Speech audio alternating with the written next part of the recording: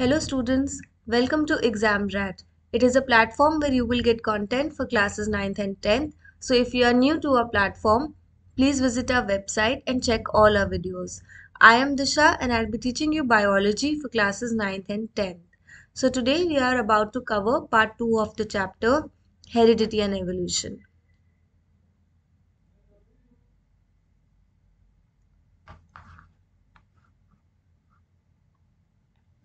So the previous structure, the previous cross that we studied was a monohybrid cross. ठीक है, ये कौन सा क्रॉस है? This particular one is dihybrid cross. Why dihybrid? Because we have two characteristics. वो दो characteristics यहाँ पे क्या है? एक तो उसका शेप है, that is round and wrinkled, and दूसरा क्या है? उसका कलर है. ठीक है. Now this is a round yellow seed and this is a wrinkled green seed. ठीक है. तो इनके जब गेमीट्स आएंगे पेरेंट जनरेशन से,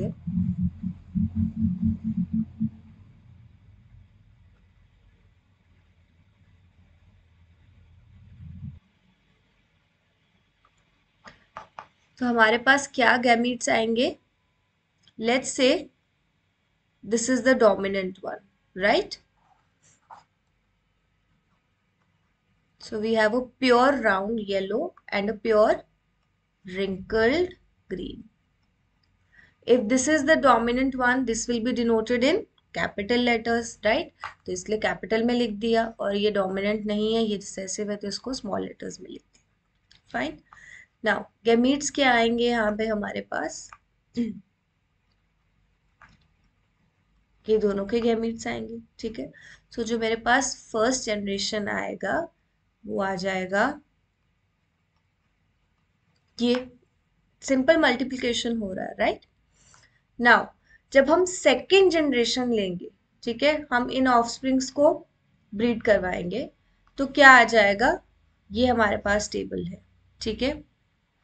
हमारे पास येलो राउंड आएगा, ग्रीन राउंड आएगा, येलो रिंकल्ड आएगा और ग्रीन रिंकल्ड आएगा. ठीक है. ये जो रेशियो आ जाती है हमारे पास, the number of the seeds, different different colours and shapes, this ratio is 9:3:3:1. So this particular ratio is for a dihybrid cross, right?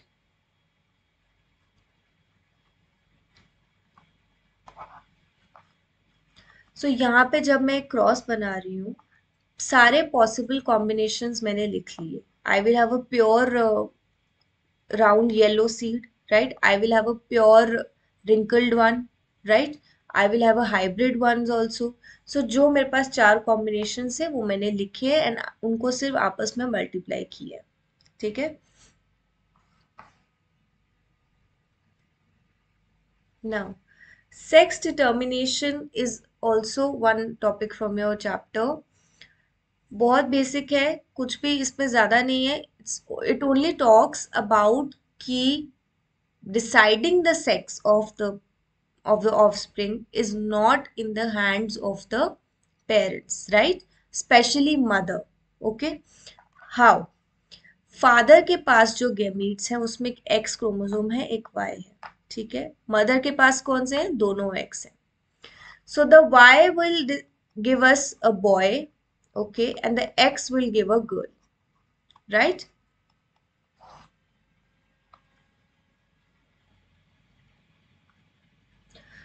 So as you see, the mother has a chromosome of XX, right? And the father has XY.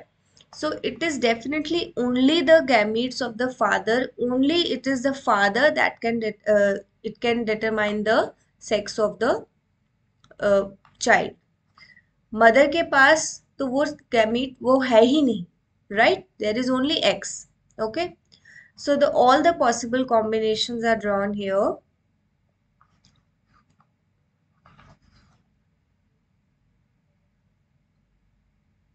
Okay. Next we move to a simple example which will talk about evolution and genetic drifts. So basically the book talks about a group of 12 red beetles. ठीक है. Imagine कर लो ये group of 12 red Beatles है, उनका population grow होता है and it generates variations via sexual reproduction. Okay, the point to be noted here is we have a crow in the story which will eat beetles. Okay, so the first part of the story says, let's say there arises a color variation during reproduction. तो एक तो हमारे पास red तो थे ही पहले से, ठीक है, दूसरे हमारे पास कौन से आ जाते हैं, ग्रीन बीटल्स आ जाते हैं. कैसे आ जाते हैं? Because of the reproduction the variation has come in, so we get green beetles, right. अब जिस बुश पे, जिस लीव्स पे, ट्रीज पे बीटल्स बैठते हैं वो भी ग्रीन है, राइट. उसकी वजह से क्या होता है, crows can not find green beetles easily, therefore they don't eat them. Camouflage हो गया ना, तो ग्रीन बीटल्स नहीं दिखते उनको, उल्टा उनको रेड ज्यादा बहुत ही प्रोमिनेंट लगते हैं, ग्रीन स्ट्रक्चर पे रेड बीटल बैठा वो ज्यादा अच्छे से दिख जाता है, right. So they consume the red ones. As a result, the number of red beetles decreases and green beetles ka increases, right. This is one situation. Another situation is again it is a colour variation, but यहाँ पे green के जगह हमारे पास blue है, ठीक है. तो red तो पहले से था ही, अब ब्लू वेरिएशन आ गया है, ग्रीन को अभी साइड कर देंगे, ठीक है. ये दोनों कलर्स ऐसे हैं जो कैमोफ्लेज नहीं होंगे, so both are visible to crows, right. लेकिन कोई, this is a example to make you understand. So let's say there is an elephant who keeps his foot on the beetles, उनको बिल्कुल crush कर दिया अपने पैर के नीचे, right. So blue beetles survive. This is not by method, ऐसे ही हमने बोला कि blue beetles survive, right. Mostly blue beetles are surviving. Okay, so यहाँ पे एक एक्सीडेंट है which is the elephant stomping, right. And this is a change in the color which is given to the beetles by nature, by a natural method, that is sexual reproduction. Natural in the sense the way nature gave it the green color to the beetles. Okay, so the first situation, variation came because of survival advantage. So it was a clear example of survival of the fittest. So basically the green ones were naturally selected and the natural selection was exerted by crows, क्योंकि जब वो red beetles को खा गए तो green beetles were your naturally selected ones.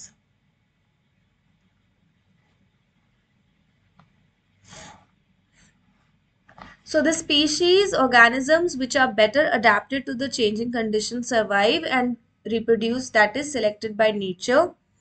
And species, organisms which cannot adapt perish, that is they are rejected by nature. तो simply green color की वजह से उनका survival easy हो गया because crows उनको पकड़ नहीं पाए.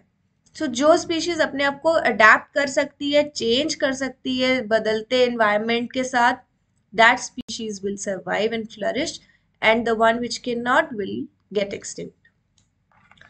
Thus, natural selection is directing evolution in the beetle population. It results in adaptations in the beetle population to fit their environment better. So, this first example of a green and red beetle gives us the concept of natural selection, right? So, जो भी species अपने आप को better adapt कर पाएगी वो survive करेगी, right? This is the first concept here. Then the second concept was of the elephant stomping which came in.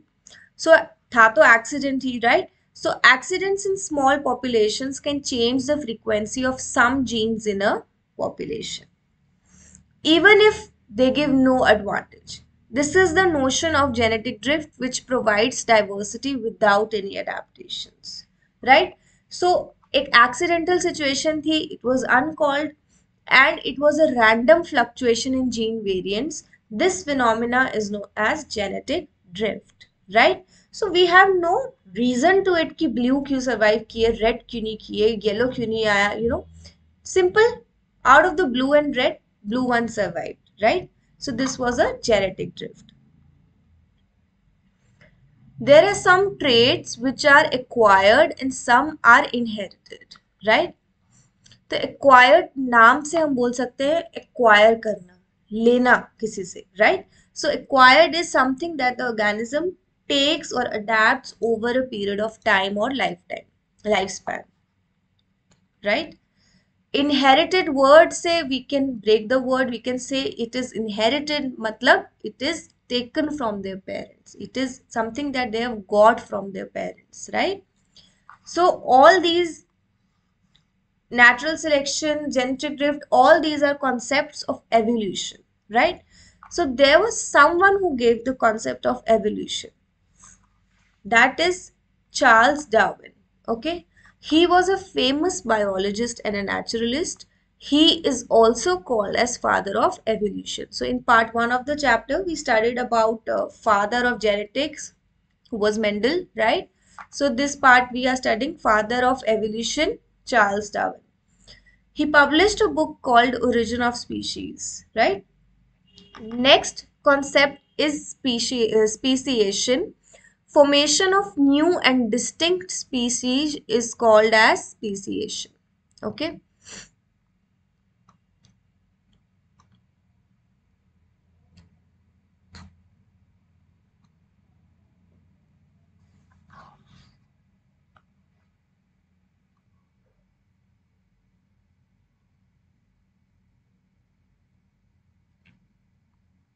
Okay. So by far we have seen microevolution. That means changes are small. Although they are significant, yet they are small, right? So they simply change the common characteristics of particular species. इसमें कुछ ज़्यादा understand करने वाला नहीं. This is just to give insight into the chapter. Now, the more characteristics two species will have in common is how closely they are related. For example, if they are closely related, they will have a common ancestor. Like, let's say the example that there is one brother and a sister, right? So if they are closely related because they are real brother and sister, right? So their ancestor is going to be common, that is their parents. Okay. Now, if there is a girl and her first cousin, the ancestor is going to be grandparent, not the parents itself. It is going to be the grandparents, right?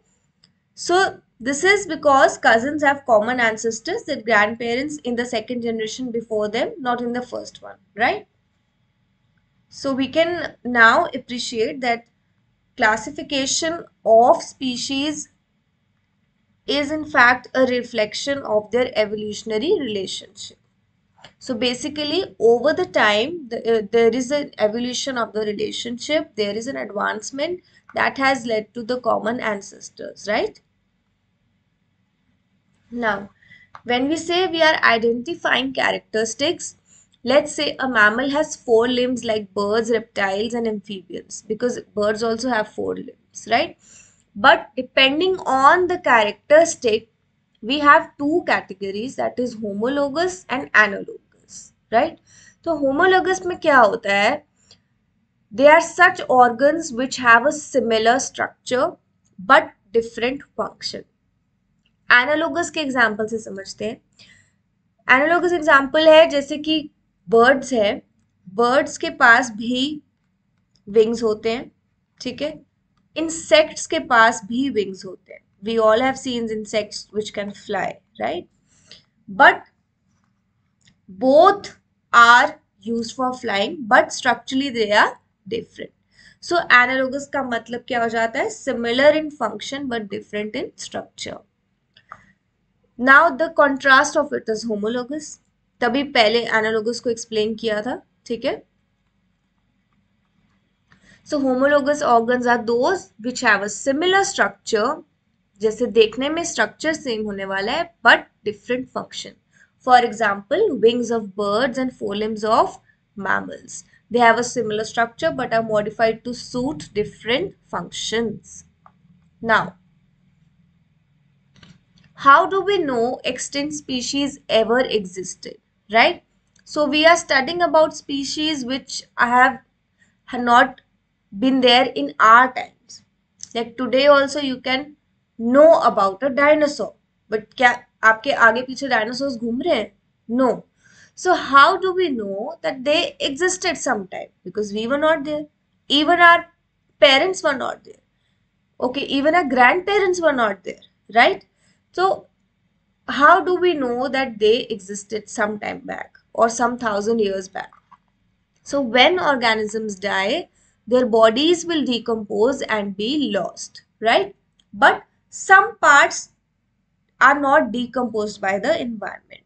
So if a dead insect, let's say this is an example, if a dead insect gets caught in hot mud or somewhere, it will not decompose quickly and the mud will retain the impression, the the structure of the insect, right? So all these are traces of organisms which are called as fossil fuels. Fossils, right? Now, how do we know about the age of fossils? Okay, so there are two methods to it. One is relative. If we dig into the earth and start finding fossils, right, it is reasonable to suppose that the fossils we find closer to the surface are more recent than the other ones. Second is if we find, let's say, no, okay. So if we find them in deeper layers, what we can do is we can detect the ratios of different isotopes of the same element in the fossil material.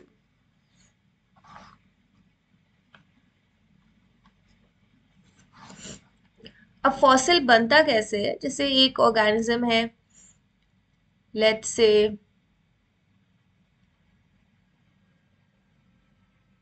A dinosaur, okay.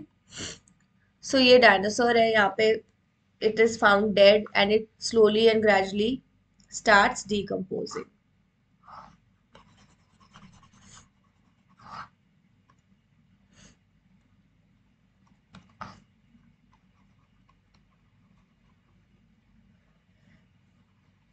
Right?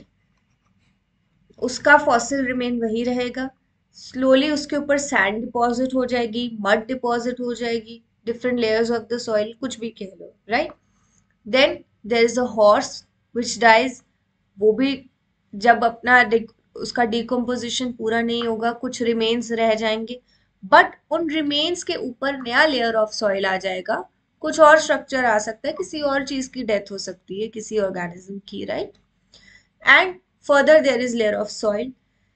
When these layers are found, the first part here says जो भी हमें सबसे ऊपर मिलेगा that is going to be recent one, definitely, right. अगर ये 10 साल पहले का था, ठीक है, let's say horse 5 years पहले ही गया होगा ना, so we can say जो सबसे ऊपर के लेयर में मिलेगा that is the most recent one. Okay, second one is here कि जो भी मटेरियल मिलेगा उसके आइसोटोप्स का रेशियो हम स्टडी करेंगे to determine the age of the fossil, right. So with this we come to the end of this chapter. If you all have any doubts, you can let us know in the comment section. And as always, thank you for watching.